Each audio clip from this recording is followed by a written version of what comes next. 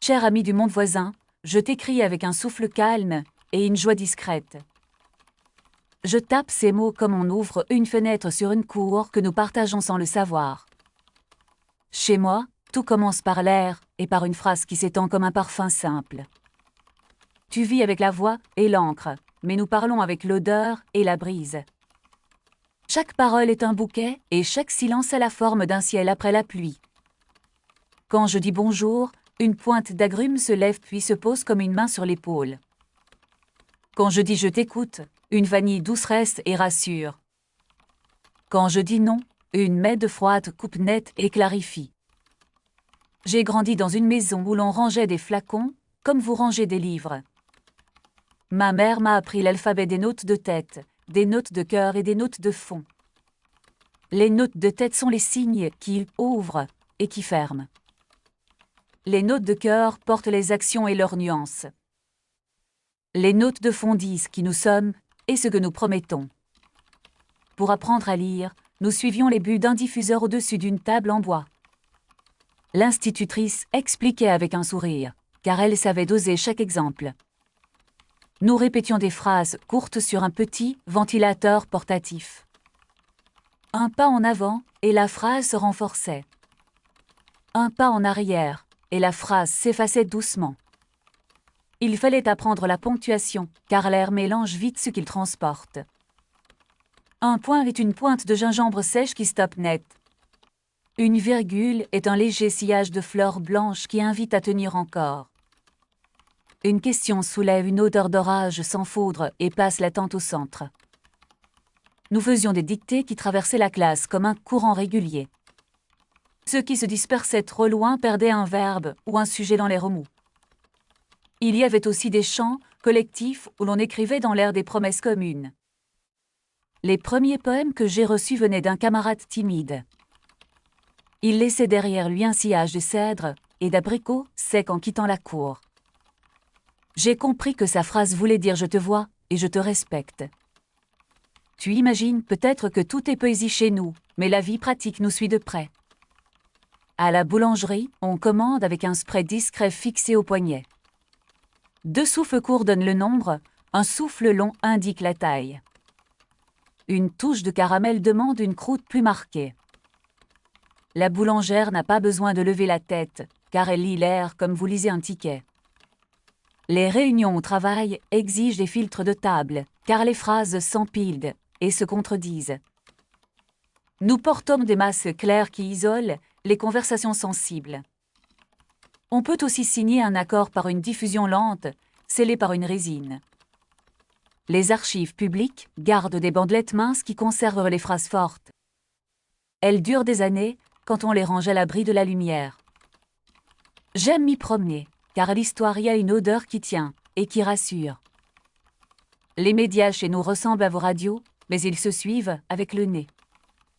Un journal du matin se délivre par petites vagues sur la place centrale. On s'approche pour la politique et on s'éloigne pour le sport. Les présentateurs travaillent la clarté et la vitesse de dissipation. Une rumeur se reconnaît, car elle pique sans fond et meurt trop vite. Une enquête sérieuse pose une base boisée, puis monte par étapes régulières. En amour, notre langue simplifie et complique tout à la fois. On se découvre en respirant les phrases qui restent le soir sur une écharpe. La sincérité tient à une règle claire, car un fond boisé trahit les masses trop lisses. Mentir laisse presque toujours une trace métallique qui fait reculer. Je te parle avec douceur, mais mon monde n'est pas sans heurts. Les lois ont dû suivre l'air, car l'air porte tout. On peut blesser avec un bouquet trop violent. On peut diffamer avec un mélange faux qui imite la signature d'autrui. Des brigades suivent les traces lors d'une enquête. On compare les profils de diffusion et la formule de base. Une fois, j'ai assisté à un procès où la victime avait été noyée sous un accord lourd.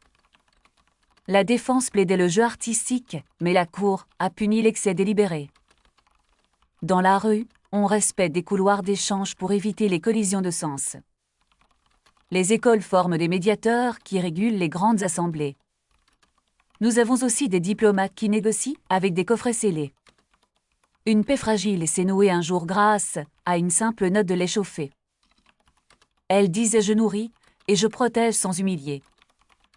Je me souviens de la salle presque vide et de la tension qui retombait comme une pluie. Les frontières ont leur propre parfum que l'on franchit avec lenteur. Un garde sait reconnaître un passe officiel à sa base stable. Les marchés noirs vendent des phrases interdites dans des ballons opaques. Une phrase peut influencer une foule si elle combine douceur et fer. Nous avons donc inventé des sauts d'authenticité que l'on vérifie avec une lumière froide. Tu voudrais sûrement comprendre comment nous écrivons un roman.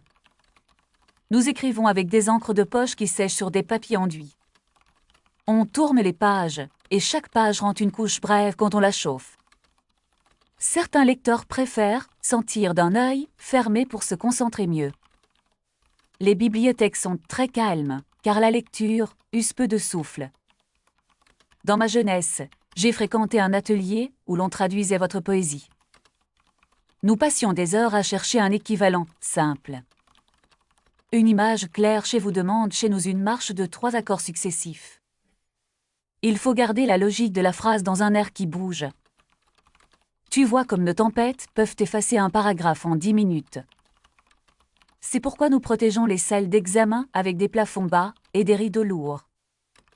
L'accessibilité est un sujet très important chez nous. L'anosmie coupe la parole et la lecture. On a créé des interfaces haptico-visuelles qui rendent chaque accord par des pulses et des couleurs. Des interprètes suivent les débats et donnent une piste claire par vibration douce. Dans mon quartier, une voisine a perdu l'odorat lors d'une grippe. Elle a appris un nouvel alphabet sur une tablette qui vibre.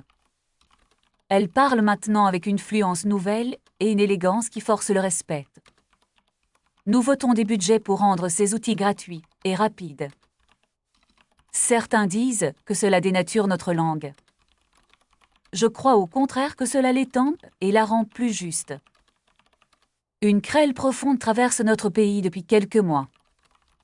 Le gouvernement veut imposer un alphabet commun qui simplifie l'instruction. On promet une égalité plus rapide et une sécurité renforcée. Les minorités craignent la perte des dialectes de quartier et des signatures familiales. Je marche dans des cortèges où le silence olfactif devient un symbole. On défile sans aucune diffusion pour dire notre refus poli. L'absence d'odeur a une force nouvelle, car elle attire l'attention sans blessure. Les débats publics sont intenses et parfois durs, mais je garde confiance. La diversité de nos sillages a construit nos villes et leur mémoire. Je t'avoue que j'ai peur des filtres automatiques trop stricts. On pourrait censurer des nuances par simple excès de prudence. Un jour, un poète a été arrêté pour incitation par Jasmin Noir. Les experts ont reconnu un accord qui réveille les foules. Le poète a dit qu'il cherchait seulement l'espoir. Je pense à vous quand je vois ces procès, car votre langue protège le droit au doute. Nous apprenons de vos débats et de vos erreurs. Nous voulons garder un espace où l'expérience peut exister sans menace. La technologie nous aide, mais elle apporte aussi des pièges. Des imitateurs vendent des voix refactives qui usurpent des signatures. Des filtres corrigent la dérive et marquent les chaînes de transport. Nous signons nos phrases avec un motif discret qui résiste aux copies grossières. Des laboratoires ont mis au point des digicodes d'air faciles à vérifier. Parfois, je rêve d'une journée sans divis et sans capsule. Une journée où l'on parle en marchant près d'un ruisseau. Une journée où l'on sent juste l'herbe et la pierre chaude. Tu vois, je suis une femme simple malgré la spécialité que tu devines. Je travaille comme médiatrice dans une salle de négociation. Mon rôle consiste à garder la clarté d'un débat qui peut se brouiller vite. J'ouvre la séance avec un accord neutre qui dit écoute et avance. J'interviens quand 2 phrases se croisent et se bloquent. Je découpe l'air avec une lame fraîche, puis je rends la parole par couches courtes. Dans la vie privée, j'ai aimé quelqu'un qui parlait lentement. Sa signature avait un fond de mousse clair et un cœur de thé léger. Il savait s'excuser avec un petit sillage de miel presque transparent. Un soir, il a menti, et tout a basculé. Sa phrase était belle, mais un fil métallique a traversé la base. Je me suis arrêtée sur le palier, car je ne pouvais plus avancer. Le lendemain, il a confessé la faute avec un souffle court qui tremblait. Nous nous sommes quittés avec respect et avec prudence. J'ai compris ce jour-là que notre langue protège les plus fragiles si on la pratique bien. Nous apprenons aux enfants à fermer une porte quand l'air devient lourd. Nous leur montrons comment garder leur secret quand quelqu'un insiste trop. La pudeur chez nous a une odeur légère de linge sec. L'amitié a une chaleur qui tient comme un pain encore tiède. Je te raconte tout cela pour que tu sentes notre quotidien sans décor. Je frappe au clavier comme tu l'entends, et je te tends une tasse invisible. Bois lentement et avance avec moi dans cette lettre. Je t'écris depuis une petite pièce au nord de la ville. La fenêtre donne sur un canal où passent des barques silencieuses. Des étudiants récitent des poèmes à l'autre rive. Leur mentor corrige la cadence à l'oreille et yonnier. Tout à l'heure, je dois assister à une table ronde sur l'alphabet commun. On y débattra des manuels pour l'année prochaine. Je défendrai une méthode qui garde les dialectes comme des chemins locaux. On peut apprendre un tronc simple sans effacer l'accent du quartier. Je me prépare en relisant des témoignages d'enfants qui se sentent exclus. Une fille est écrite qu'elle perd sa grand-mère si son parler s'éteint. Elle a raison, car une lampe tient aussi dans un gâteau du dimanche. Tu sais combien les choses modestes nous tiennent. Une odeur de pomme au four reste dans la mémoire plus longtemps qu'un slogan. Les politiques devraient entrer plus souvent dans une cuisine. Je me méfie des grandes salles lisses où l'air tourne en rond. Je préfère les pièces qui disent la vie avec une trace de café. Je pense souvent à votre monde qui mise sur l'image et la voix. L'image attire vite et fatigue vite. La voix réchauffe et peut écraser. L'odeur oblige à prendre le temps et à respecter la passe de chacun. Notre langue apprend la patience, car une phrase ne se force pas. Elle se déploie à son rythme et réclame une écoute active. Peut-être est-ce là une leçon que je peux t'offrir. Ralentir n'est pas renoncer. Ralentir, c'est laisser l'espace où l'autre peut rejoindre. Pour traduire ce courrier, j'ai choisi une interface simple. Elle prend mes accords et génère des mots que tu peux lire et entendre. Le passage n'est jamais parfait, car ta langue sépare ou la mienne diffuse. Je l'accepte, car nos deux mondes gagneraient à se rejoindre souvent. Avant de t'écrire, j'ai respiré longtemps au bord de l'eau. Je voulais que ma lettre reste claire du début à la fin. J'ai posé une base de bois léger comme une promesse. J'ai monté un cœur d'herbe sèche pour tenir. J'ai ajouté une tête d'agrumes pour ouvrir sans brusquer. Tu ne le sens pas ainsi, mais le texte garde ce rythme discret. Je te propose une série de petites scènes pour aller plus loin. Imagine une mère et son fils le jour d'une inscription au collège. Le garçon n'aime pas l'alphabet simplifié, car il perd l'accent de sa rue. La mère craint qu'il reste à la traîne si elle résiste trop. À la porte, un médiateur propose un manuel double piste. Le fond garde la signature locale et le cœur suit le programme national.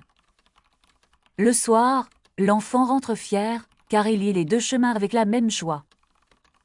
Une autre scène se passe au tribunal de quartier. Un commerçant accuse son voisin de copier son sillage d'accueil. Les juges comparent les pyramides et les temps de pause. On découvre que le voisin a utilisé un simulateur sans licence.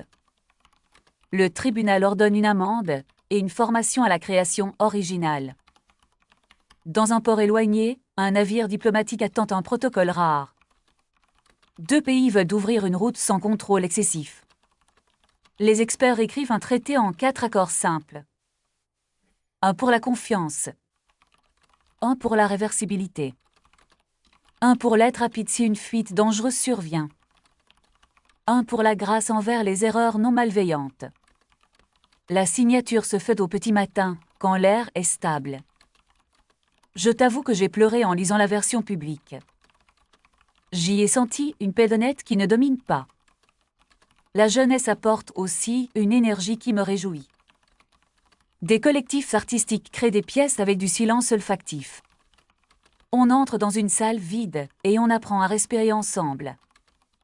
Puis on reçoit une phrase unique qui dit « tu n'es pas seul ». La sortie se fait sans bruit et chacun garde une paix simple. Les médecins observent une baisse du stress après ces séances. Les enseignants réclament des versions courtes pour les écoles. Des entreprises copient le format, mais l'esprit n'y est pas toujours.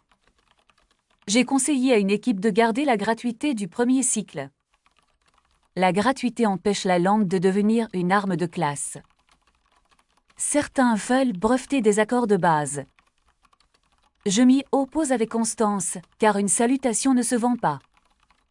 Nous pouvons breveter des outils, mais pas les gestes qui créent l'accueil. Je voudrais te parler d'une femme que j'admire. Elle travaille dans un laboratoire et explore la restitution des dialectes perdus.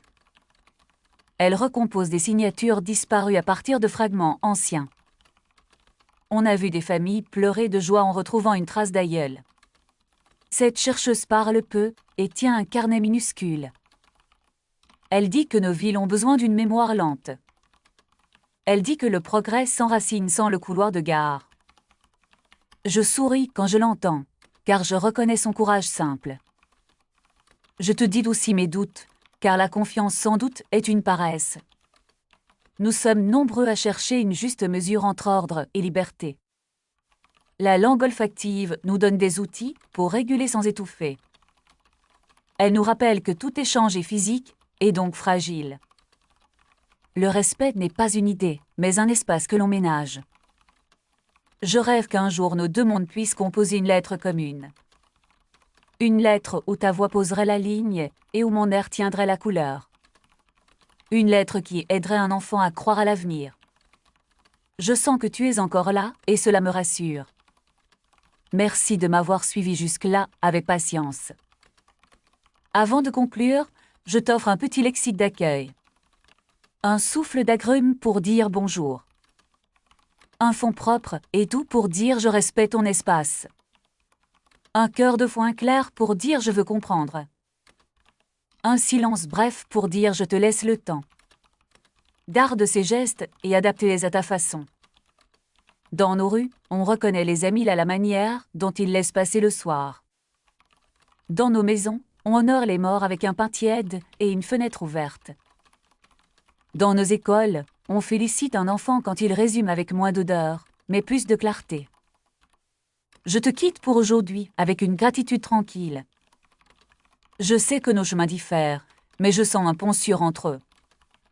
S'il se passe quelque chose de grave chez nous, je t'écrirai encore. Et si tu veux, je t'enverrai un coffret neutre qui donne la paix sans phrase. Tu le passeras près d'une fenêtre et tu respireras 5 fois. Ce sera notre poignée de main à distance. Je termine ma lettre avec la même base que j'ai choisie au début. Bois encore une gorgée de calme et ferme la fenêtre. Je dépose le dernier mot avec une pointe de lumière. Merci de m'avoir lu avec ton cœur et avec ton souffle. Reçois mon respect et ma confiance simple. Je signe sans nom, car l'air signe pour moi. Ton ami du monde voisin qui veille sur toi. Je te laisse ces mots et je te rejoins bientôt. Ton ami qui habite à côté de ton monde te salue. Ton ami du monde voisin te dit à très vite. Ton ami qui respire près de ta fenêtre te dit bonne nuit ou bonjour selon ta lumière. Ta voisine d'un autre air te remercie d'exister. Ton ami du monde voisin te confie ce dernier souhait. Reste curieux et doux et patient. Reste fidèle à ce qui t'ouvre sans blesser. Reste libre en gardant une place au silence. Je pose maintenant la plume et je te laisse. Ta voisine du monde d'à côté t'embrasse avec prudence et chaleur. Ton ami du monde voisin te remercie encore une fois. Ton ami du monde voisin te laisse ce sillage clair. Ta voisine qui parle avec l'air te dit au revoir. Merci d'avoir écouté ma lettre jusqu'au bout, avec attention et bonté. Si tu as aimé cette histoire, je t'invite à mettre un like pour soutenir notre travail. Abonne-toi à la chaîne pour ne pas manquer les prochains voyages entre nos mondes. Laisse un commentaire pour me dire ce que tu as ressenti et ce que tu aimerais explorer. Si tu le peux, fais un don via le QR code en bas à droite ou le lien dans la description pour aider la chaîne. Dans la description, tu trouveras aussi d'autres œuvres d'une série très différente qui pourraient te surprendre. Je te dis merci encore, et je te donne rendez-vous très bientôt pour une nouvelle lettre du multivers.